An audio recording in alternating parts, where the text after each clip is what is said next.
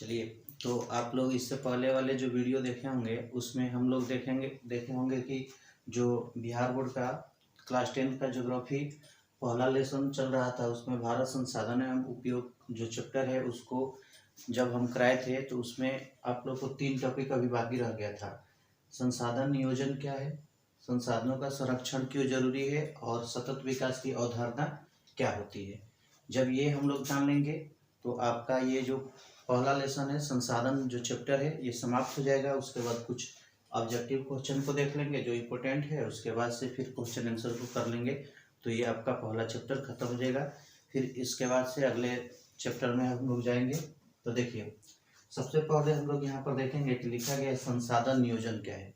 तो संसाधन नियोजन की अगर बात किया जाए तो देखिए, संसाधन नियोजन है कि ये एक बहुत जटिल प्रक्रिया है और इसको करने के लिए कुछ क्रियाकलाप होता है, जैसे संसाधनों को खोजना, मानचित्र तैयार करना, फिर उसका अवलोकन करना, यानी गुणात्मक और मात्रात्मक आधार पर किया जाता है। क्योंकि देखिए, जब हम लोग संसाधन को क्या करेंगे कि खोजेंगे, सबसे पहले उसको खोजेंगे कि इस क्षेत्र में संसाधन है, अगर है तो ठीक है, फिर उसका मानचित्र तैयार करेंगे, फिर मानचित्र तैयार करने के बाद से क्या करेंगे, उसको यानी उसके गुण देखेंगे। गुण मतलब ये इसका किस क्वालिटी का यहाँ पर संसाधन पाए जा रहे हैं। फिर जब उसका गुण देख लेंगे उसके बाद देखेंगे इसकी मात्रा क्या है, यानी कितने क्षेत्रों में है या कितना है, कम है या अधिक है, इसके बारे में जानेंगे।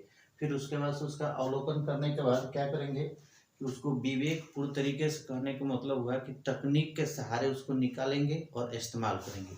उसी को हम लोग क्या कहेंगे, संसाधन नियोजन। या ऐसे भी इसको अगर आप लोग याद करना चाहेंगे तो याद कर सकते हैं। देखिए लिखा है, यह एक जटिल प्रक्रिया है, इसके लिए कुछ आवश्यक क्रियाकलाप की आवश्यकता होती है, जैसे संसाधनों को खोजना, मानचित्र तैयार करना, गुणात्मक एवं मात्रात्मक आधार पर संसाधन का आकलन करना और विवेकपूर्ण तरीके से इस संसाधन का इस्तेमाल करना। ठीक है, तो ये आप लोग को क्वेश्चन में पूछा गया है कि संसाधन नियोजन से आप क्या समझते हैं। तो ऐसे आप लोग याद कर सकते हैं कि वैसी प्रक्रिया जो काफ़ी जटिल होती है और किसी क्षेत्र में संसाधन को पहले खोजा जाता है, फिर उसका मानचित्र तैयार किया जाता है, फिर वो वहाँ पर देखा जाता है कि यहाँ की जो संसाधन है वह कितना मूल्यवान है, उसके बाद से यहाँ पर कितने मात्रा में है, फिर उसको तकनीक के सहारे निकाल करके और फिर उसको हम लोग क्या करते हैं, उस राज्य को या उस देश को डेवलप की ओर ले जाते हैं। तो वही उसी को हम लोग संसाधन नियोजन कहते हैं। इसको हम लोग इस तरह रिसोर्स प्लानिंग के नाम से भी जान सकते हैं। ठीक है, अब आएंगे हम लोग संसाधनों का संरक्षण। तो देखिए, जब संसाधन रहेंगे किसी भी देश में, चाहे राज्य की बात किया जाए या किसी देश की बात किया जाए, तो वहाँ पर जितने अधिक होंगे उतने वह राज्य या देश डेवलप करेगा। जैसे यहाँ पर लिखा, किसी भी देश या राज्य का विकास वहाँ के संसाधनों पर निर्भर होता है, इसलिए संसाधनों का उपयोग जो है विवेकपूर्ण तरीके से, यानी उसका उपयोग जो है वह दिमाग से करेंगे, ताकि वह जो संसाधन है वह भविष्य में बचा रहे। तो उसे हम लोग संसाधन संरक्षण कहेंगे। देखिए, संसाधन तो आप लोग जानते हैं जो हमारी आवश्यकता को पूरा करता है, संरक्षण मतलब बचाना, यानी वैसी वस्तु को बचा कर रखना जो हमारी आवश्यकता के लायक है। ठीक है, उसी को हम लोग क्या कहेंगे, संसाधन संरक्षण कहेंगे। ठीक है, उसके बाद से जैसे मान लीजिए बिहार है, तो बिहार में संसाधन की कमी है, तो यहाँ पर संसाधन तो है नहीं, तो कोई भी फैक्ट्री लगेगी नहीं। लेकिन जहाँ पर संसाधन है, अगर उसको भी हम लोग बचा कर नहीं रखेंगे तो आने वाले भविष्य में क्या हो जाएगा, हमें संसाधनों की कमी होगी, और जब कमी होगी तो हम लोग फिर और पिछड़ जाएंगे। तो किसी भी देश को अगर विकास करता है तो उसके लिए संसाधन का होना काफ़ी जरूरी है।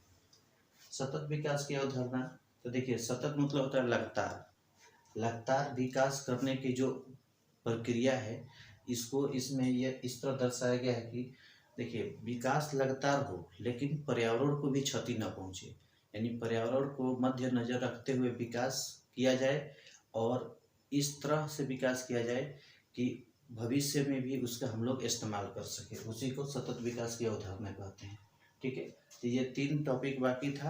अगर आप लोग इसके पहले वाले वीडियो नहीं देखे होंगे तो पहले उसको देख लीजिएगा, फिर इसको देखिएगा, तो आपको ये जो चैप्टर है भारत संसाधन एवं उपयोग, ये चैप्टर पूरा कंप्लीट हो जाएगा। ठीक है, अब आते हैं कुछ ऑब्जेक्टिव क्वेश्चन के ऊपर। देखिए, तो इसमें पूछ रहे कोयला किस प्रकार का संसाधन है। तो कोयला अनवीकरणीय संसाधन हो जाएगा, क्योंकि देखिए अनवीकरणीय किसे कहेंगे, ये पिछले वीडियो में बताए हैं, नवीकरणीय बताए हैं। अनवीकरणीय मतलब ये समाप्त होगा तो दोबारा नहीं मिलेगा, तो कोयला समाप्त होगा तो दोबारा नहीं मिलेगा, इसलिए कोयला किस प्रकार संसाधन है, अनवीकरणीय संसाधन है।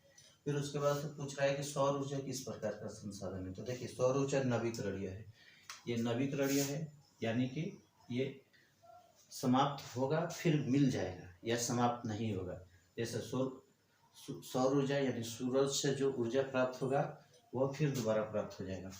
उत्पत्ति के आधार पर संसाधन कितने प्रकार के, तो जैव अजैव, यानी उत्पत्ति के आधार पर संसाधन दो प्रकार के, जैव और अजैव। जैव संसाधन किसको कहते हैं, जिसमें सजीव वस्तुएं होते हैं, अजैव किसको कहते हैं, जिसमें निर्जीव वस्तुएं होते हैं। अच्छा, चिपको आंदोलन की शुरुआत कहाँ से हुई थी, या चिपको आंदोलन किसने शुरू किया था, तो देखिए यहाँ पर लिखा गया है सुंदरलाल बहुगुणा, ये उत्तराखंड के टिहरी गढ़वाल जिले से शुरू किया गया था। ठीक है, ये सुंदरलाल बहुगुणा के द्वारा चिपको आंदोलन में क्या था कि देखिए चिपको आंदोलन में यही था कि उस समय पेड़ों की कटाई पर रोक लगाने के लिए कुछ जनजाति लोग और ये सुंदरलाल बहुगुणा की टीम मिल करके और पेड़ों से लोग चिपक जाते थे, और चिपकने के बाद से उस पेड़ को बचाने का काम ये पूरे विश्व स्तर पर भी किया गया है। नर्मदा बचाओ आंदोलन किसने शुरू किया था, मेघा पाटेकर, नर्मदा नदी को लेकर के था। ठीक है, पर्यावरण दिवस कब मनाया जाता है, ये तो सभी लोग जानते होंगे, 5 जून। प्रथम पृथ्वी सम्मेलन कब हुआ था, देखिए प्रथम पृथ्वी सम्मेलन 1992 में रियो डी जनेरो में हुआ था। रियो डी जनेरो कहाँ है, ब्राजील में। द्वितीय पृथ्वी सम्मेलन जो है न्यूयॉर्क में हुआ था, कब, तो 1992 में, फिर 5 साल ऐड कर लेंगे तो 1997 में। फिर तृतीय जब पूछेगा तो फिर 5 साल उसमें जोड़ लेंगे, तो तृतीय भी पूछ दिया, तृतीय पृथ्वी सम्मेलन आपका हो गया 2002 में दक्षिण अफ्रीका में। अच्छा, ये हुआ। हाँ देखिए, स्माइल इज ब्यूटीफुल के लेखक कौन है, स्माइल इज ब्यूटीफुल ये बुक का नाम है, और इस बुक में संसाधनों के संरक्षण को लेकर के बात कही गई है। इसका राइटर का नाम है सुमसेर। ठीक है, चलिए तो ये आपका लेसन कंप्लीट हो गया, और लेसन कंप्लीट। अच्छा, क्वेश्चन आंसर की बात किया जाए तो क्वेश्चन आंसर, अच्छा उसको भी देख लेते हैं, कहाँ रखा गया है क्वेश्चन। देखिए ये बिहार बोर्ड वाला है, इसमें देखते हैं क्वेश्चन कौन कौन सा है।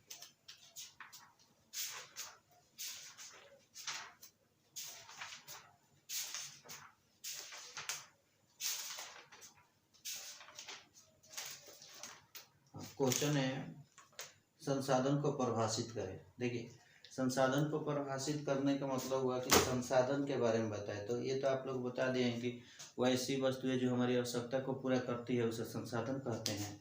उसके बाद है संभावी और संचित को संसाधन, तो संभावी और संचित को, संभावी मतलब संभव करना कि यहाँ पर संसाधन है, ठीक है, और संचित करना यानी संचित को मतलब उसको ले जा करके कहीं रिजर्व करके रख लेना।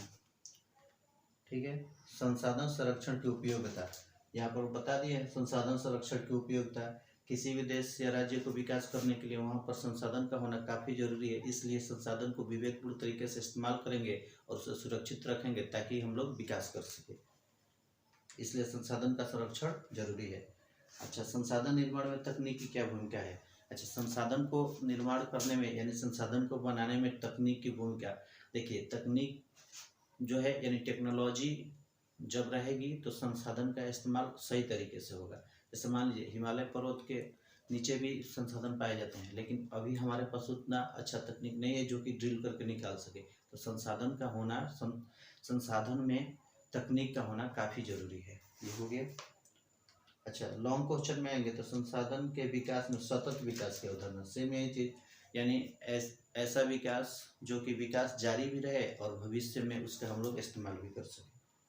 अच्छा, स्वामित्व के आधार पर संसाधन के विविध रूप, तो ये तो पिछले वीडियो में बताए हैं। स्वामित्व के आधार पर संसाधन 4 प्रकार के होते हैं, व्यक्तिगत, सामुदायिक, राष्ट्रीय, अंतर्राष्ट्रीय। ठीक है, तो ये आप लोग का आज चैप्टर खत्म हो गया। और देखिए आप लोग अगर इसी तरह से जुड़े रहेंगे तो हमारी कोशिश रहेगी कि आप लोगों को ये जो बोर्ड में जितने भी इम्पोर्टेंट क्वेश्चन पूछे जाएंगे उसको अलग करा देंगे और ऐसे तो लाइन से ये चलेगा आपका सिलेबस पूरा। और इसके बाद ज्योग्राफी व हिस्ट्री है, इकोनॉमिक्स है, सिविक्स है, सभी का वीडियो आएगा। अभी तो स्टार्ट किए हैं, अभी 2-3 वीडियो हुआ, लेकिन आप लोग अगर सहयोग करेंगे तो आगे भी इस तरह के वीडियो आते रहेंगे। ठीक है, तो चलिए अगले।